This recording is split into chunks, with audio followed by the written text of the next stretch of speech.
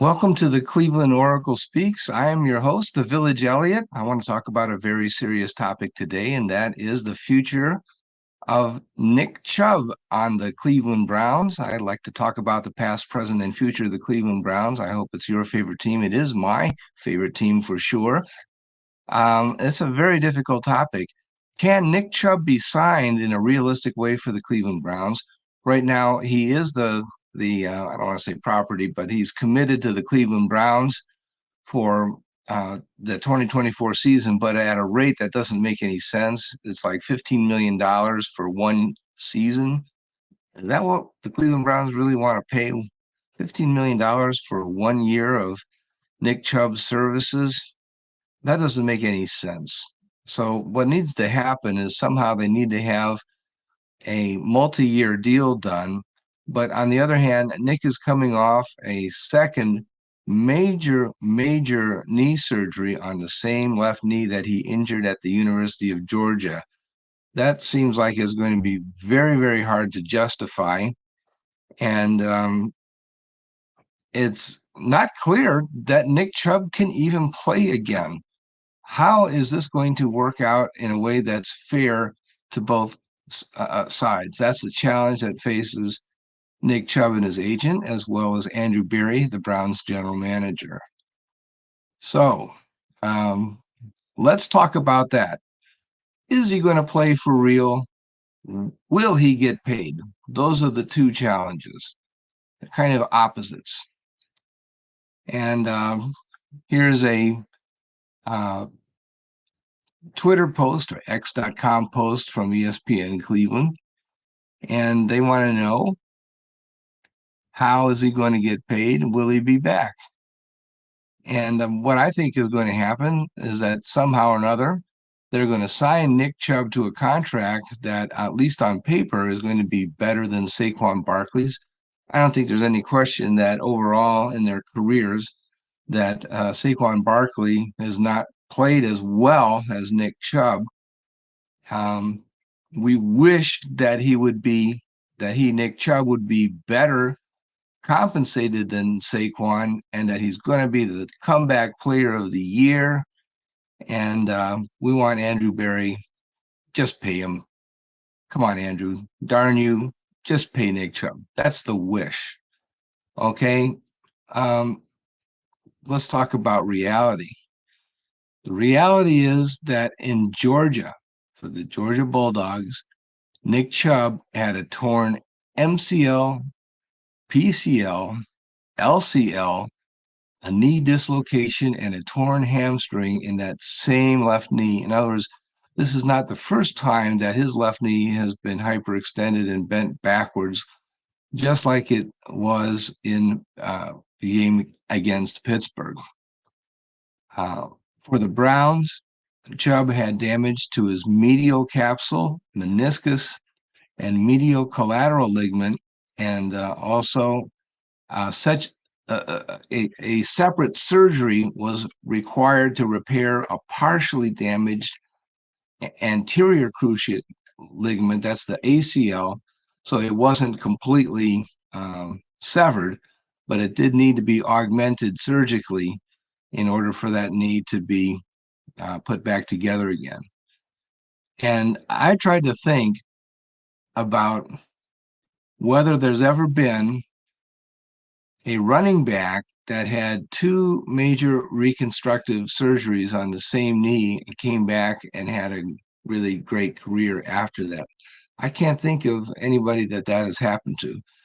Maybe it has happened, and if it has, I'd like you to please send me a line to @THVillageElliot on X.com and tell me who it is. I can think of Terry Allen had two ACL surgeries, one on the left and one on the right, and he had a great career after those ACL surgeries. And there's also a linebacker, whose name escapes me at the moment, but he had three surgeries on ACL in the same knee, and he played 9 years after that, and even made the Pro Bowl. And so it is possible to come back from knee surgery on the ACL 3 times and play at a very high level if you're a linebacker.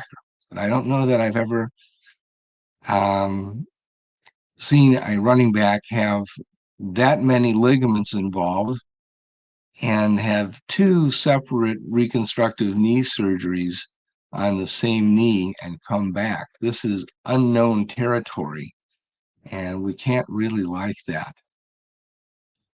I wanted to pause a little bit, talk about some of the charity work that Nick Chubb is involved with. Nick is very interested in supporting causes for research and preventing sudden infant death syndrome. That's SIDS for short. That has affected his family. And so one of the things that he did was sponsor Chubb Crunch. It's a breakfast cereal and it's sold for kind of an outrageous price, but it's because it's a charitable thing. It's not because he's making tons of money on it. And it used to be available at the Heinen's grocery chain in Cleveland. I don't know if it's still available or not because I don't live in Cleveland anymore. I live down kind of Dayton way in Beaver Creek. But it's also available on Amazon.com. And I did some research on that. I just sort of Googled uh, where you buy it, and I found out that there's a lot of people selling it on eBay for like half price. And I thought, wait a minute, guys, this is you memorabilia collectors are kind of crazy. Uh, this is a charitable product. It's a breakfast cereal. You're supposed to buy this and give it to your kids. They're supposed to eat it. Buy the product, give it to children, let them eat it. You don't just collect it and then let it go bad past the expiration date. It's cereal. You pour milk on it, let kids eat it.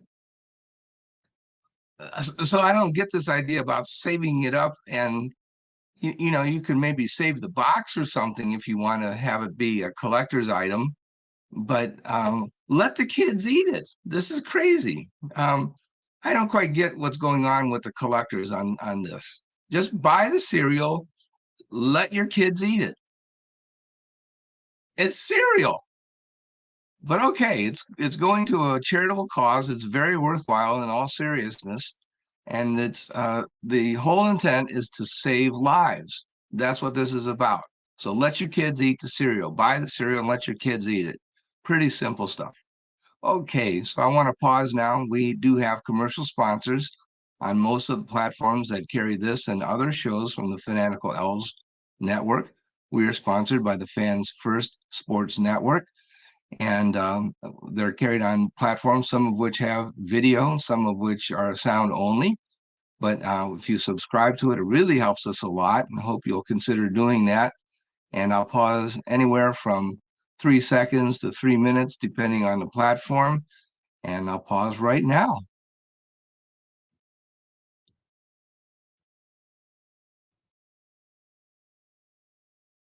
And we are back. And by the way, thank you guys for substituting for Johnny Cleveland, who's off in Europe right now. Uh, I guess he's on vacation. He just said he's going to Europe and having a good time, I guess, in Spain. So we just love you very much, Johnny Cleveland. Have a wonderful trip, and we want to hear all about it when you come back. Okay, yeah, don't give up. Nick Chubb is never going to give up. This is I made up this chart for another show, but it still applies. We're never going to give up. Nick is never going to give up. He's going to give it a try. I'm sure of that. And let's talk about Saquon Barkley's deal. I believe, to make a long story short, I believe that this is going to provide a framework for Nick Chubb's deal. It will not be the same deal. It cannot possibly be the same amount of guaranteed money because we simply don't know how effective Nick Chubb is going to be as a running back. But anyway, uh, let's get off a little bit on Saquon Barkley. This is not limited to the Cleveland Browns um, show. I mean, this is about whatever we want to talk about. I want to talk about Saquon Barkley. He got 3 years, 37.8 million, 26 million of which is guaranteed, and his cap hit is only 4.0 million. Remember that you get a discount when you sign a multi-year deal. That's what you have to remember if you don't want to get into the nitty-gritty. But when you sign a multi-year deal in the NFL, the first year is less than the remaining years. It's just the way that it works. It's play now, buy later. And but remember, you sourpuss Giants fans, that your team, your front office, really shafted Saquon. They franchise tagged him last year so that they could give millions and millions of dollars, some absurd amount of money, at your so non-superstar quarterback, Daniel Jones. Okay, now I'm not comparing the Giants to the Cleveland Browns. Cleveland Browns did the same thing by throwing millions and millions of dollars at Deshaun Watson that I didn't think was really justified. No, you know, criticism of Daniel Jones, who's a perfectly good quarterback, but he's not a superstar. Didn't deserve $40 million a year. I don't know how much money they're throwing at him this season. They got him for a discount last year when he was supposed to lead them to a Super Bowl.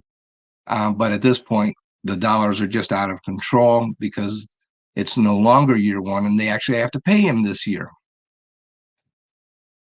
So their salary cap is all messed up.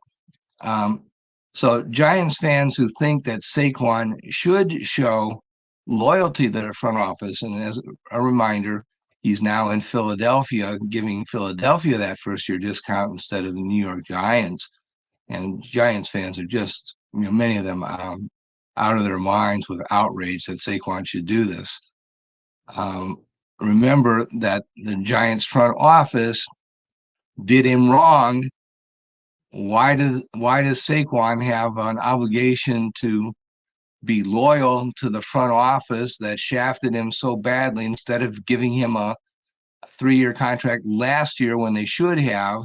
Instead, they franchise tagged him, disrespected him, so that they could give money to a quarterback who did not deserve a multi-year contract based on his poor performance.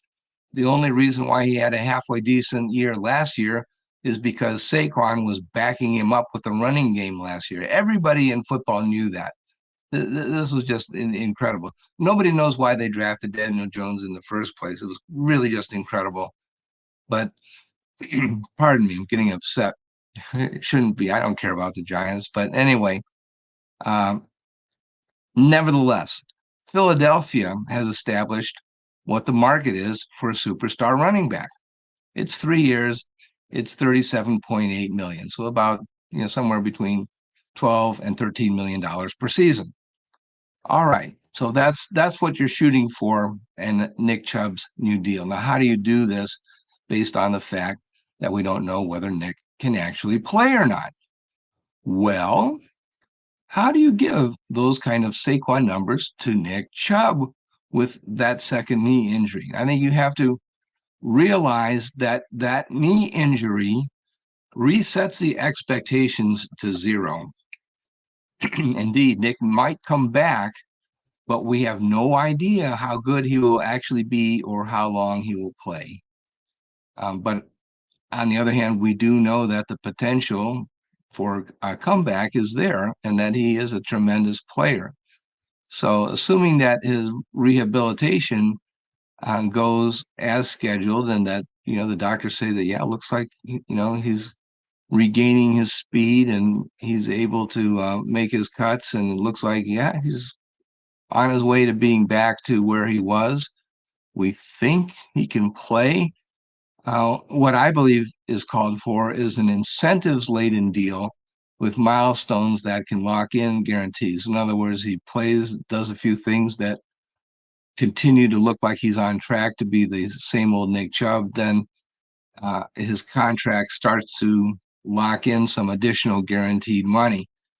So I think he would get a contract that's roughly the same size as Saquon, maybe even a little bit larger, but it would not have anywhere near the same amount of guarantees. The initial amount of guaranteed money would have to be very low, and that if he achieves a roster bonus if he's able to be on game day roster, that's worth money in the form of a bonus. If he has a certain number of snaps per game, that is a worth of bonus money, and that would lock in some additional uh, bonuses for the rest of the year. So accomplishments um, would be the basis for creating additional salaries and extending the bonuses into future years. So I think that's how they have to do it. He has to earn, in other words, bonuses, um, basically starting over. So I think he should have the opportunity to achieve a deal that's bigger than Saquon's, but he cannot be given that immediately based on zero performance on that rebuilt knee. I don't see that could happen at all. So there's a lot of comments on Twitter that, man, these are impossible to read. They're just too small. But let me blow that up a little bit. Yeah, not all the comments on Nick Chubb are favorable. You'd think that the fan base is, yeah, just sign him at all costs. But a lot of people are saying different things. And this is a post from Down with the Browns podcast. And, will Nick Chubb get the comeback player of the year? And J. Paul Norton at J. Paul Norton says, no, he may not even see the field realistically week one. Puppet C Master says, sorry to burst the bubble, but it would be a miracle for him to tote the rock this season. Well, I don't know if you can really say that. We're not doctors here. And Nick did have successful knee surgery, and people have had reconstructive knee surgery and they recover in the off season. Remember, Nick's injury was at the early part of the season, not the late part of the season. So he's had the better part of a year to recover. So, and then Let's Talk Browns at Classic Browns says, still not sure he even plays this year, so I'd chill with this. And I think, that kind of comment is very realistic. And then D1 at Pro Ball _96 says, if he has a 100 game, just one. And I think, that I think is a good perspective. It's saying that's what I wish for. It's not saying that, oh yeah, it's for sure guaranteed. I think that's kind of right. So these are the kind of comments that people are making. I think that these, the fans are realistic about their expectations. I think some of them are going to rip Andrew to shreds if he doesn't get a contract that's bigger than Saquon's right off the bat. But I don't see how the Browns can really guarantee a huge amount of money. I think that Nick and his agent have got to be realistic about what the Browns can offer. They have to understand that this is uncharted territory as far as comebacks are concerned. I don't think that there's ever been a case where a football player has recovered from two knee surgeries of this magnitude. In fact, I can't think of anybody that had a knee surgery as serious as Nick Chubb had at Georgia and came back and had the kind of career that Nick Chubb has had in the NFL. And you'll recall, I would say that's why Nick Chubb dropped into the second round.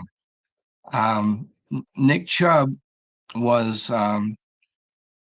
I think, actually took 2 years to recover fully from the knee surgery that he had at Georgia. I think if you look at his last year at Georgia, he actually got better as the season progressed. And, the word on him was that, well, he's not quite the outside runner that he was before the injury, but man, is he a badass up the middle. And that's kind of the scouting report that we had. And I remember that draft. I scouted that draft pretty heavily. And in my mock draft, I always picked Nick Chubb. With the first pick, we had, I think, the first pick in the second round. And I always picked him. And my rationale was I thought that he was better than Saquon Barkley. And the reason was, my theory of the running game is that you try to win short yardage, that the short yardage aspect of the running game is more important than the big plays. Because why? You have wide receivers that can get big yardage. What you need the running game for is to have a high percentage chance to get like 3rd and 1 and 4th and 1. That's why you have running backs. You want to really be sure that you can get short yardage. So I have sort of a backwards, you can call me a Neanderthal or whatever, but I think you design the running game around short yardage first, and your ability to go outside is of secondary importance. So I'm going to take the guy that runs up the middle over the guy that has the brilliant outside running game. So give me Nick Chubb number 1, and I'll take Saquon Barkley as my second best running back in that draft. That's what I said. I didn't like the idea of drafting Saquon Barkley as high as the Giants did. I thought, frankly, I thought that I was really drinking quarterback Kool-Aid that year, and I thought that there should have been 4 and maybe even 5 quarterbacks that would be taken in sequence at the top of the first round. I was really high on a lot of quarterbacks in that draft. And, probably I might have had a little bit of Jack Daniels mixed in with my Kool-Aid. But I just really thought very highly of a lot of quarterbacks. The guy that I really scouted the most, by far the most, was Josh Allen. And the reason was I didn't believe all the sports writers that said, oh, well, he's inaccurate. I think that they did not actually watch Wyoming Cowboy football games. They just looked at his stat sheet and just made that up based on his completion percentage. I actually went back and looked at his film, and I saw very little evidence that he was inaccurate. What I saw was a bunch of inexperienced receivers, because all of his receiving corps graduated the previous year, and his high-powered running back also graduated. His best receiver was a guy that they got from the basketball team and made him be a receiver because they didn't have anybody. He literally did not have any receivers, and there were certain other aspects of his game that I really liked, and I'll tell you about that sometime if we got. Well, I'll tell you exactly what we do have a little bit of time. I'm uh, only at the 22-minute mark. But what I liked about him, for example, was that when he's being chased by a bunch of defenders, he would throw the ball out of bounds rather than run out of bounds and take a loss. A lot of quarterbacks um, will run out of bounds because they don't want the incompletion to show up and lower their um, passing completion percentage. What it told me is that Josh Allen did not care about his stats. He wanted the 1 yard for his football team. And there's a lot of quarterbacks that are so stat conscious that they will preserve their completion percentage over the good of their offensive football team. And so I liked that. I thought, okay, I'll take that guy that is not afraid to have uh, that stat appear um, as an incompletion rather than losing a yard as a runner.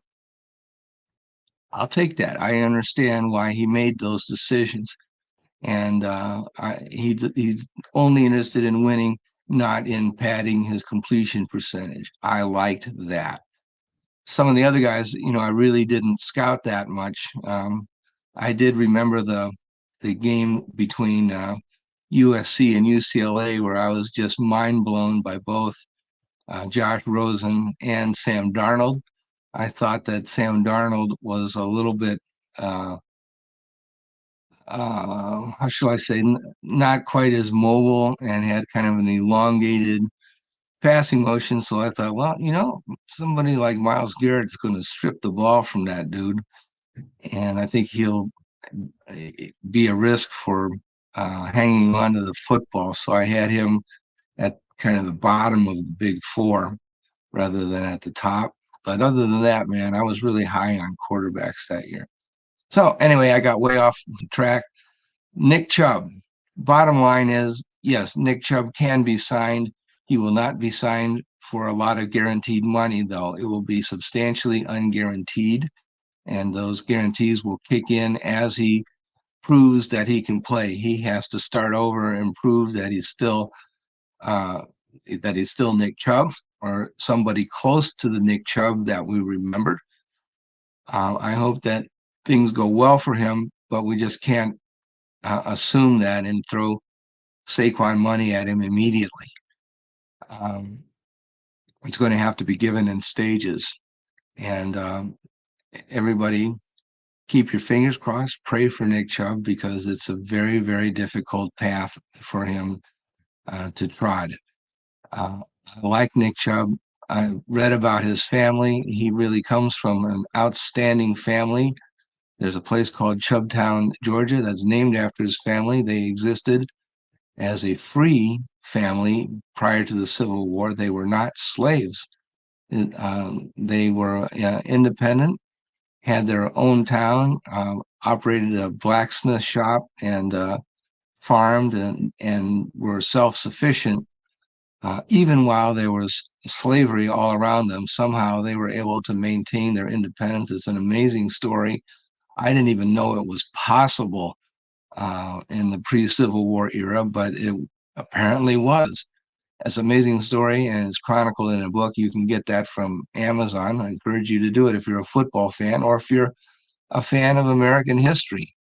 There's a book called The Chubbs by Dr. Emmy.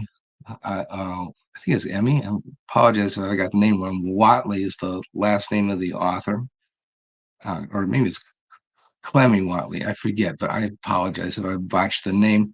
But anyway, that book is very well worth reading. So I'll talk to you again real soon. And go Browns. And by the way, have a glorious Palm Sunday and glorious Easter next week after that. And I'll talk again very soon. Go Browns.